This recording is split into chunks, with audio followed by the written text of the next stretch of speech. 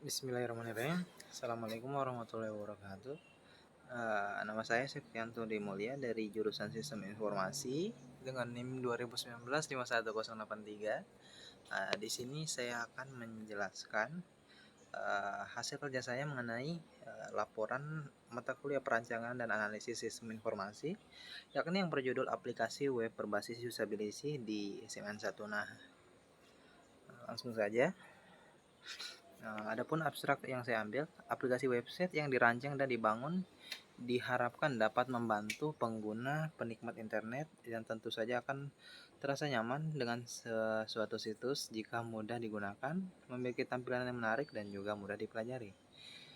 Selanjutnya kita masuk di latar belakang, yang mana pada masa kini internet sudah menjadi kebutuhan. Adapun kebutuhan utama yang mana hampir semua orang menggunakan internet dalam kehidupan mereka sehari-hari, baik untuk keperluan pendidikan, bisnis, hiburan, dan lain-lain. Sehingga manusia sangat bergantung dengan yang namanya internet. Yang mana internet juga merupakan media informasi berbasis jaringan yang dapat diakses di mana saja dengan biaya yang relatif murah. Dengan adanya internet, kita juga akan lebih mudah untuk melihat kondisi dan keberadaan suatu tempat dengan menggunakan komputer atau media lainnya yang dapat mengakses internet. Hampir setiap orang pernah menggunakan internet berupa website dan ada banyak pula orang yang membuat website dengan itu. Maka baiknya kita mengembangkan sebuah website berdasarkan keinginan pengguna ataupun pengalaman pengembang website. Adapun aplikasi website yang akan dibangun, yang mana nantinya diharapkan dapat membantu pengguna atau penikmat internet yang akan terasa nyaman jika sebuah situs yang dibangun lebih memudahkan dan memiliki tampilan menarik sehingga mudah untuk dipelajari.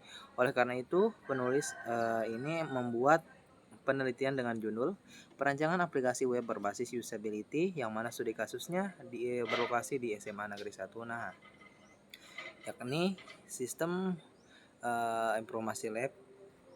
Dengan begitu, penulis merumuskan masalah yang akan menjadi pokok permasalahan pada penelitian ini adalah bagaimana sistem ini dapat mempermudah pengguna dalam pemberian informasi pengambilan data melalui survei ataupun ujian. Adapun yang pertama yakni aplikasi ini berbasis web. Pada penelitian ini, peneliti menggunakan aplikasi Mozilla Firefox. Yang kedua, administrator dapat menginput, mengedit, menghapus data pada semua halaman. Yang ketiga, sistem tidak membahas keamanan untuk menjaga data. Yang keempat, ada aplikasi yang dibuat adalah merupakan sebuah bentuk website. Berdasarkan rumusan latar belakang di atas, maka tujuan yang ingin dicapai untuk pada penelitian ini yakni membuat aplikasi website berbasis usability untuk mempermudah pemberian dan pengumpulan informasi maupun data. Untuk pihak pengguna, yang pertama admin mempermudah memberikan informasi atau pengumpulan data melalui survei atau ujian. Dan untuk pengguna lainnya lebih mudah mendapat informasi. Untuk pengembang selanjutnya dapat mengembangkan dan menggunakan penelitian ini sebagai referensi pada penulisan lainnya. Selanjutnya, kita masuk di pengantar. Untuk mendapatkan sebuah informasi, sekumpulan protokol harus digunakan, yaitu sekumpulan aturan yang menentukan bagaimana suatu informasi dapat dikirim dan diterima.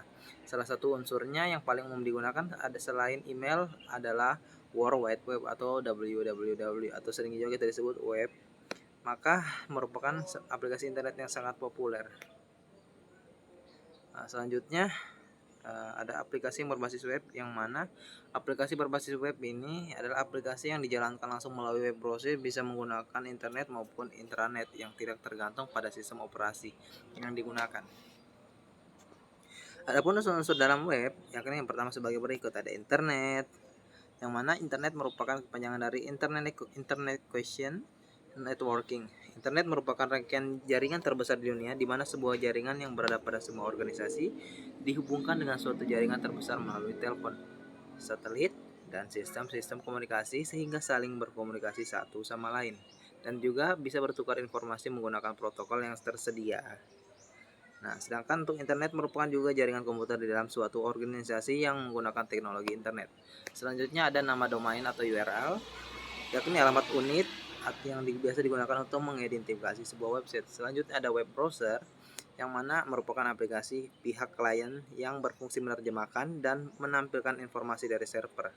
Selanjutnya ada web server, yang mana ini dapat menyimpan dan mendistribusikan data pada komputer melalui jaringan internet. Selanjutnya ada web hosting, yakni sebagai ruangan yang terdapat dalam hard disk untuk menyimpan berbagai data atau file-file lainnya. Adapun yang selanjutnya ada usability, yang kita ambil dalam judul penelitian kali ini. Pada dasarnya berguna untuk digunakan menjadi sebuah keterkaitan dengan IMK, merupakan suatu sistem yang dapat bekerja dengan baik apabila dipergunakan secara maksimal oleh pengguna.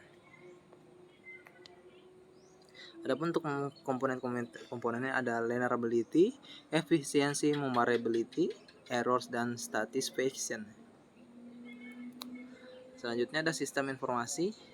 Informasi adalah data yang diproses menjadi bentuk yang memiliki arti bagi penerima dan dapat berupa fakta. Sistem informasi dapat bermanfaat bagi penggunanya. Sistem ini memanfaatkan perangkat keras dan perangkat lunak komputer. Selanjutnya ada model waterfall-nya. Nah, di sini kita bisa membukakan bahwa model waterfall kadang dinamakan siklus hidup klasik, yang mana hal ini menjadikan pendekatan dan sistematis berurutan pada pengembang perangkat lunak yang dimulai dengan spesifikasi kebutuhan pengguna dan berlanjut melalui tahapan-tahapan perencanaan. Itu bisa kita lihat untuk jalur pada model waterfall ini, yang mana pertama ada komunikasi permulaan, selanjutnya perencanaan, pemodelan, konstruksi, dan terakhir penyerahan sistem perangkat lunak kepada pelanggan. Nah, yang kita masuk yang ketiga ada metodologi penelitian. Tahapan perangkat lunak.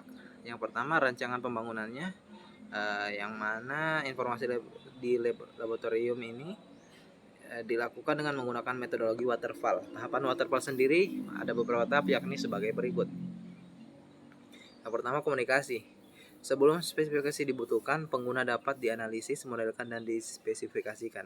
Yang selanjutnya bagian dari komunikasi ada analisis kebutuhan, analisis proses bisnis. Bisa kita lihat di sini bentuk suatu model proses analisis bisnis pada sebuah forum, yang mana forum ini berdasarkan proses bisnis forum terdiri dari dosen dan juga mahasiswa, yang mana dosen dapat menginput form, melihat jawaban, melihat feedback, dan mahasiswa juga bisa login, mengisi form, dan hanya bisa melihat hasilnya.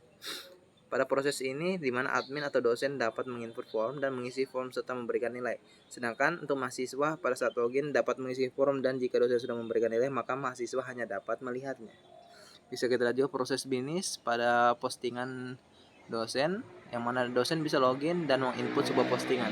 Selanjutnya mahasiswa hanya bisa memilih dan juga melihat postingan tersebut. Adapun perencanaan yang saya buat. Nah, di sini ada perencanaan melalui sebuah semester atau per semester dari awal bulan November, Desember, Januari, Februari, Maret, dan juga April. Ada pun kegiatannya, yang pertama komunikasi, yang selanjutnya analisis kebutuhan, perancangan, penyusunan perancangan kerja, pemodelan, desain program, ada konstruksi, perencanaan ganda, dan juga yang terakhir ada evaluasi program. Nah, pada tabel modelan tadi sudah dijelaskan bahwa perencanaan aplikasi memakan waktu yang agak cukup lama. Nah, selanjutnya kita masuk di halaman menu postingan. Nah, kita lihat di sini pada mahasiswa dapat melihat postingan, login web, dan juga memilih register. Selanjutnya bisa melihat daftar feedback yang diberikan oleh dosen dan juga mengisi form. Sedangkan untuk dosen sama seperti tadi, melihat jumlah postingan, memberikan, menginput, dan juga bisa menghapus. Langsung saja kita masuk di hasil pembahasan. Yang pertama ada halaman awal aplikasi, halaman menu login, halaman menu form. Selanjutnya tampilan admin untuk menambah post, tampilan admin menambah pada menu form, tampilan admin untuk menambah form, dan ada juga tampilan dari user. Nah, di sini kita tahu setelah user melakukan login, maka tampilan inilah yang akan keluar.